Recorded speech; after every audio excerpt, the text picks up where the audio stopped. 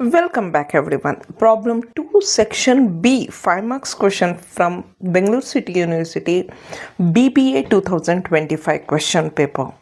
Mr. Sharma sells his residential house. ನೋಡಿ residential house ಅಂದರೆ house property ಆಗುತ್ತೆ.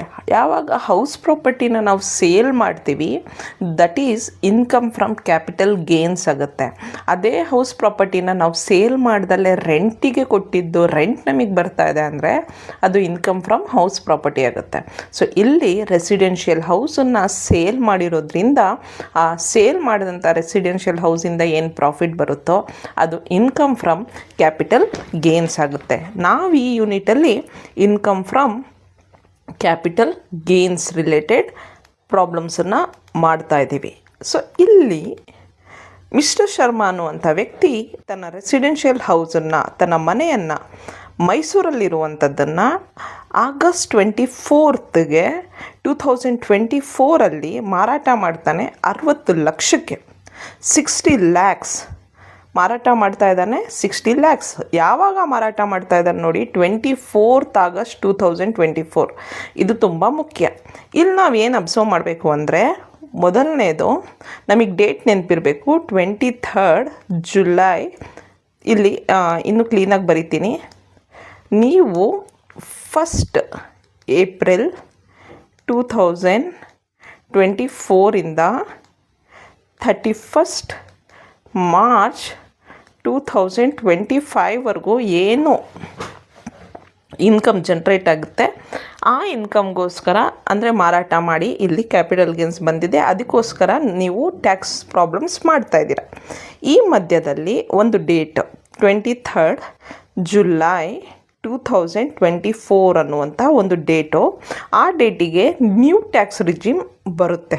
Government, central government, Nirmala Sitharaman ಅವರು budget implement ಮಾಡಿ 23rd July 2024ಕ್ಕಿಂತ ಮುಂಚೆ ಯಾವುದಾದ್ರೂ ಕ್ಯಾಪಿಟಲ್ ಅಸೆಟ್ ಬಿಫೋರ್ ಸೇಲ್ ಆಗಿದೆ ಅಂದರೆ 1st April 2024 23rd July 2024 ಒಳಗೆ ಸೇಲ್ ಆಗಿದೆ ಅಂದರೆ ಅದಕ್ಕೆ ಓಲ್ಡ್ ಟ್ಯಾಕ್ಸ್ ರಿಜೀಮ್, ಆ ನಂತರ ಸೇಲ್ ಆಗಿದೆ ಅಂದರೆ ಆಫ್ಟರ್ ಸೇಲ್ ಆಗಿದೆ ಅಂದರೆ ನ್ಯೂ ಟ್ಯಾಕ್ಸ್ ರೆಜೀಮ್ ಅಂತ ಇಂಟ್ರೊಡ್ಯೂಸ್ ಮಾಡ್ತಾರೆ.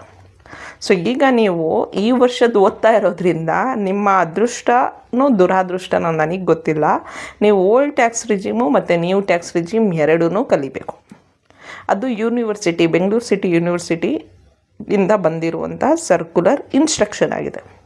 ಸೊ ಈಗ ನಾವಿಲ್ಲ ಅಸೆಟ್ಟನ್ನು ಅಬ್ಸರ್ವ್ ಮಾಡಿದ್ರೆ ಈ ಮನೆ ಮಾರಾಟ ಆಗಿರೋದು 24th August 2024ಗೆ. ಆಗಸ್ಟ್ ಅಂದರೆ ಜುಲೈ ಆದಮೇಲೆ ಬಂತು, ನ್ಯೂ ಟ್ಯಾಕ್ಸ್ ರಿಜಿಮ್ ತಾನೇ? ಹೌದು. ಸೊ ಇಲ್ಲೇನಾಗುತ್ತಂದರೆ ನಾವು ನ್ಯೂ ಟ್ಯಾಕ್ಸ್ ರಿಜಿಮ್ ಪ್ರಕಾರ ಕ್ಯಾಲ್ಕುಲೇಷನ್ ಮಾಡಬೇಕಾಗುತ್ತೆ without indexation. New tax regime ಅಂದರೆ ವಿತೌಟ್ ಇಂಡೆಕ್ಸೇಷನ್ ಜೊತೆಗೆ ಗೌರ್ಮೆಂಟ್ ಒಂದು ಆಪ್ಷನ್ ಕೊಡುತ್ತೆ, ಯಾವುದ್ಯಾವುದು ಇಮ್ಮೂವೇಬಲ್ ಅಂದರೆ ಯಾವ ಸ್ಥಿರ ಆಸ್ತಿ, ಓಕೆ, ಸ್ಥಿರ ಆಸ್ತಿ, ಇಮ್ಮೂವೇಬಲ್ ಅಸೆಟ್ಸ್, ಕ್ಯಾಪಿಟಲ್ ಅಸೆಟ್ಸ್ ಇರುತ್ತಲ್ಲ, ಲೈಕ್ ಲ್ಯಾಂಡ್, ಬಿಲ್ಡಿಂಗ್ ಮತ್ತು ಹೌಸ್ ಪ್ರಾಪರ್ಟಿ, ಇಂಥದಕ್ಕೆಲ್ಲ ನೀವು ಏನಂದರೆ ಆಪ್ಷನ್ ಕೊಟ್ಟಿದೆ, you can go with indexation also. ನಿಮಗೆ ಇಂಡೆಕ್ಸೇಷನ್ ಬೇಕು ಅಂದರೆ ಇಂಡೆಕ್ಸೇಷನ್ ಜೊತೆಗೆ ಮಾಡ್ಕೊಳ್ಳಿ ಅಂತ. ಸೊ ಒಬ್ಬ ವ್ಯಕ್ತಿ, ಈಗ ಇಲ್ಲಿ ಯಾರು, ಮಿಸ್ಟರ್ ಶರ್ಮಾ ಟ್ಯಾಕ್ಸನ್ನು ಈಗ ಅವರು 23rd July 2024 ಆದ ನಂತರ ಈ ಮನೆನ ಮಾರಾಟ ಮಾಡಿರೋದ್ರಿಂದ ಅವ್ರು ಏನು ಮಾಡಬೇಕಾಗುತ್ತೆ, ನ್ಯೂ ಟ್ಯಾಕ್ಸ್ ರಿಜಿಮ್ ಪ್ರಕಾರ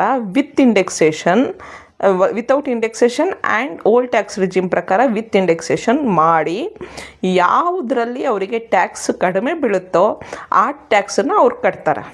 ಸೊ ಯಾವಾಗ ನಾವು ಇಂಡೆಕ್ಸೇಷನ್ ಇಲ್ದಲೇ ಮಾಡ್ತೀವಿ ಆವಾಗ 20% ಟ್ಯಾಕ್ಸ್ ಕಟ್ಟಬೇಕಾಗತ್ತೆ. ವಿತೌಟ್ ಇಂಡೆಕ್ಸೇಷನ್ ಅಂದರೆ 20% ಟ್ಯಾಕ್ಸ್ ಕಟ್ಟಬೇಕಾಗತ್ತೆ.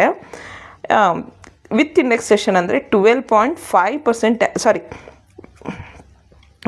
ವಿತೌಟ್ ಇಂಡೆಕ್ಸೇಷನ್ ಅಂದರೆ 20 ವಿತೌಟ್ ಇಂಡೆಕ್ಸೇಷನ್ ಅಂದರೆ 12.5%. ಇಲ್ಲಿ ವಿತ್ ಇಂಡೆಕ್ಸೇಷನ್ ಅಂದರೆ 20%. ಅಂದರೆ ಇಲ್ಲಿ ಈ ಇಂಡೆಕ್ಸೇಷನ್ ಬೆನಿಫಿಟ್ ತೊಗೊಂಡ್ರೆ 20% ಟ್ಯಾಕ್ಸ್ ಕಟ್ಟಬೇಕು, ಜಾಸ್ತಿ ಕಟ್ಟಬೇಕು. ಇಂಡೆಕ್ಸೇಷನ್ ಬೆನಿಫಿಟ್ ತೊಗೊಂಡಿಲ್ಲ ಅಂದರೆ ಕಡಿಮೆ ಟ್ಯಾಕ್ಸ್ ಕಟ್ಟಬೇಕು. ಸೊ ಈಗ ಪ್ರಾಬ್ಲಮ್ನ ನಾವು ಮಾಡಿದಾಗ ನಿಮಗೆ ಅರ್ಥ ಆಗುತ್ತೆ. ನೋಡಿ, ಇಲ್ಲಿ ಅವರು ಮಾರಾಟ ಮಾಡಿದ್ದು ಇದ್ರ ಬಗ್ಗೆ ಎಲ್ಲ ಈಗ ನಾನು ಎಕ್ಸ್ಪ್ಲೇನ್ ಮಾಡಿದೆ. ಎಷ್ಟು ಅಮೌಂಟಿಗೆ ಮಾರಿದ್ದಾರೆ? 60 ಲಕ್ಷಕ್ಕೆ. ಅದ್ರ ಜೊತೆಗೆ ಅವರು 1 ಲಕ್ಷ ಎಕ್ಸ್ಪೆಂಡಿಚರು ಮಾಡಿದಾರಂತೆ, ಎಕ್ಸ್ಪೆನ್ಸಸ್ಸು ಸೇಲ್ ರಿಲೇಟೆಡ್. 60 ಲಕ್ಷದ ಜೊತೆ ಮಾರಾಟ ಮಾಡುವಾಗ ಅವ್ರಿಗೆ ಖರ್ಚಾಗಿದೆ, 1 ಲಕ್ಷದಷ್ಟು ಖರ್ಚಾಗಿದೆ ಅದು ಮಾರಾಟ ಮಾಡಲಿಕ್ಕೆ. ಓಕೆ, ಜೊತೆಗೆ cost of acquisition for him in 1998 was 1,80,000. ಅವ್ರು ಅದನ್ನು ಪರ್ಚೇಸ್ ಮಾಡಿದ್ದು 1998 ಮಿಸ್ಟರ್ ಶರ್ಮಾ. ಆವಾಗ ಅವರಿಗೆ 1,80,000ಗೆ ಆ ಮನೆ ಸಿಕ್ಕಿತ್ತಂತೆ, ಪರ್ಚೇಸ್ ಮಾಡಿದ್ದಾರೆ.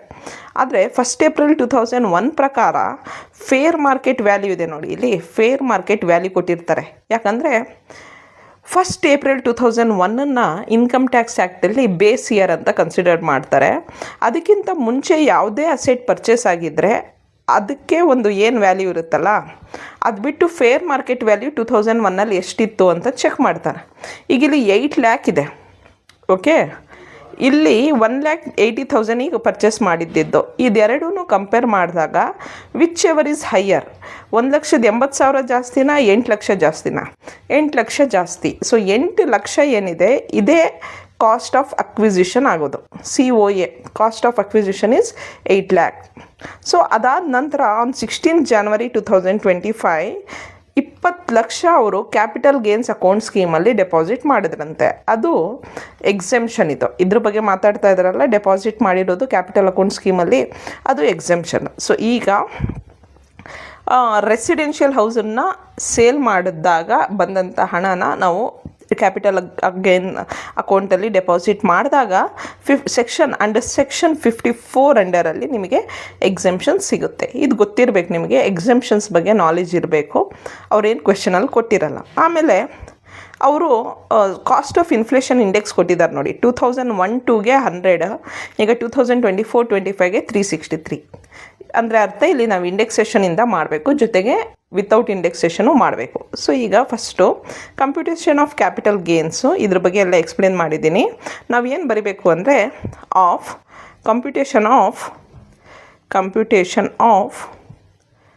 Taxable capital gains of mister Sharma ಅಂತ ಬರೆದು ಇಲ್ಲಿ ನಾವು 2 ಬರಬೇಕು. ಏನು? ಪ್ರೀವಿಯಸ್ ಇಯರ್ 2024-25, ಅಸೆಸ್ಮೆಂಟ್ ಇಯರ್ 2025-26 ಅಂತ ಇದನ್ನು ಬರಬೇಕು ಹೆಡ್ಡಿಂಗು.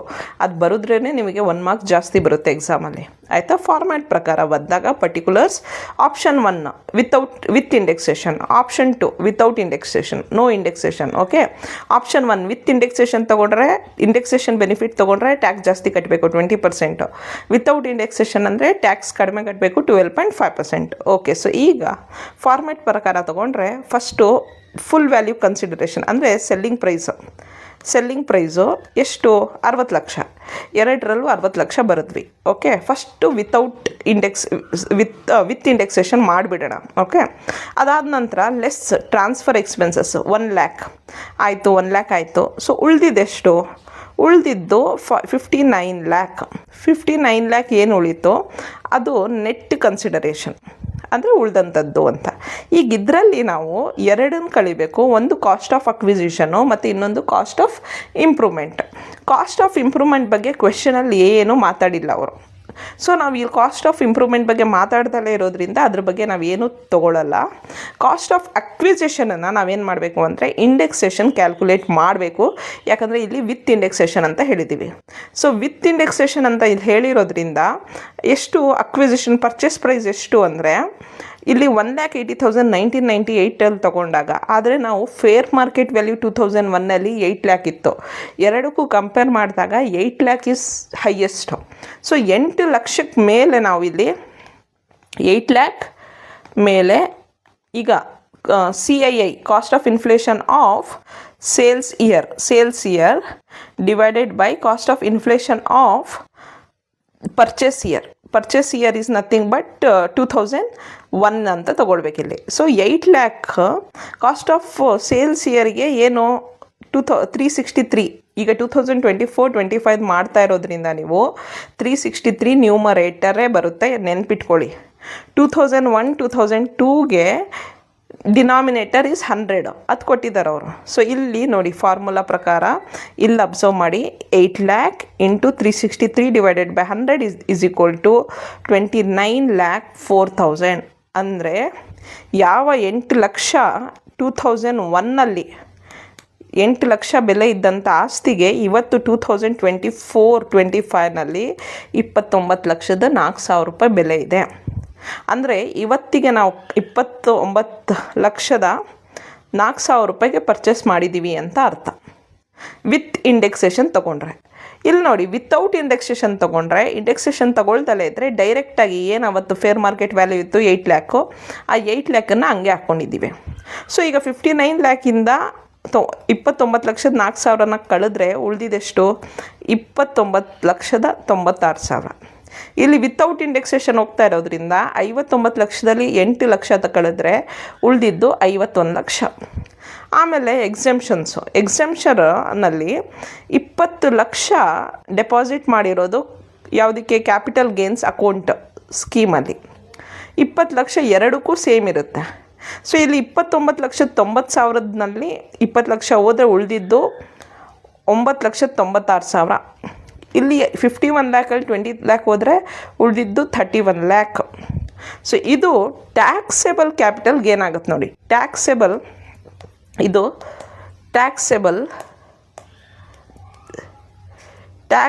ಕ್ಯಾಪಿಟಲ್ ಗೇನ್ ಇದು. ಈಗ ಈ ಟ್ಯಾಕ್ಸೇಬಲ್ ಕ್ಯಾಪಿಟಲ್ ಗೇನ್ ಮೇಲೆ ವಿತ್ ಇಂಡೆಕ್ಸೇಷನ್ ಮಾಡ್ತಾ ಇರೋದ್ರಿಂದ 20% ಟ್ಯಾಕ್ಸ್ ಹಾಕಬೇಕು. 9,96,000 ಮೇಲೆ 20% ಅಂದರೆ 1,99,200 ರೂಪೀಸ್ ಟ್ಯಾಕ್ಸ್ ಪೇ ಮಾಡಬೇಕಾದ ಪರಿಸ್ಥಿತಿ ಮಿಸ್ಟರ್ ಶರ್ಮಾದಿದೆ. ಇನ್ ಕೇಸ್ ಅವರು ವಿತ್ ಇಂಡೆಕ್ಸೇಷನ್ ಹೋದರೆ. ವಿತೌಟ್ ಇಂಡೆಕ್ಸೇಷನ್ ಹೋದರೆ 12.5% ಕಟ್ಟಬೇಕು. ಇಲ್ಲಿ 31 lakh ಇರೋದ್ರಲ್ಲಿ 12.5% ಟ್ಯಾಕ್ಸ್ ಕಟ್ಟಿದ್ರೆ ಎಷ್ಟು ಕಟ್ಟಬೇಕಾಗುತ್ತೆ? 31 lakhಗೆ 31 lakh ಇಂಟು 12.5 ಡಿವೈಡೆಡ್ ಬೈ 100 ಅಂದರೆ ಅಲ್ಲಿ ಬರುತ್ತೆ. Answer is 3,87,500. ಈಗ ನೀವೇ ಮಿಸ್ಟರ್ ಶರ್ಮಾ ಆಗಿದ್ದರೆ ಎಷ್ಟು ಅಮೌಂಟ್ ಪೇ ಮಾಡ್ತೀರಾ ಇನ್ಕಮ್ ಟ್ಯಾಕ್ಸಿಗೆ? 3,87,000 ಮಾಡ್ತೀರಾ, 1,99,000 ಪೇ ಮಾಡ್ತೀರಾ? ಆಬ್ವಿಯಸ್ಲಿ ನೀವು ನಾವು ಎಲ್ಲರೂ ಆದಷ್ಟು ಕಡಿಮೆ ಪೇ ಮಾಡೋದಕ್ಕೆ ಪ್ರಯತ್ನ ಪಡ್ತೀವಿ. ಸೊ ಕನ್ಕ್ಲೂಷನ್ ಏನು ಅಂದರೆ ಇಲ್ಲಿ it is better for mister Sharma to opt with indexation and pay tax of 1,99,200. ಏನು conclusion? Conclusion is better to opt with indexation and pay capital gain tax of 1,99,200. ಇದು ಕನ್ಕ್ಲೂಷನ್. ಈ ರೀತಿ ಬರೋದ್ರಿಂದ ನಿಮಗೆ ಔಟ್ ಸಿಗುತ್ತೆ. ಸೊ ಇದು ಪ್ರಾಬ್ಲಮ್ 2ನ ಈಗ ನಾನು ಕ್ಲಿಯರಾಗಿ ಅರ್ಥ ಮಾಡಿಸಿದ್ದೀನಿ. ಚೆನ್ನಾಗಿ ಎಕ್ಸಾಮಿಗೆ ಓದ್ಕೊಳ್ಳಿ. ನೆಕ್ಸ್ಟು ಇನ್ನೂ 2 ಪ್ರಾಬ್ಲಮ್ 5 ಮಾರ್ಕ್ಸ್ದು, ಲೇಟರ್ 12 ಮಾರ್ಕ್ಸ್ದು 4 ಪ್ರಾಬ್ಲಮ್ಸ್ ಮಾಡಿಸ್ತೀನಿ. Thank you.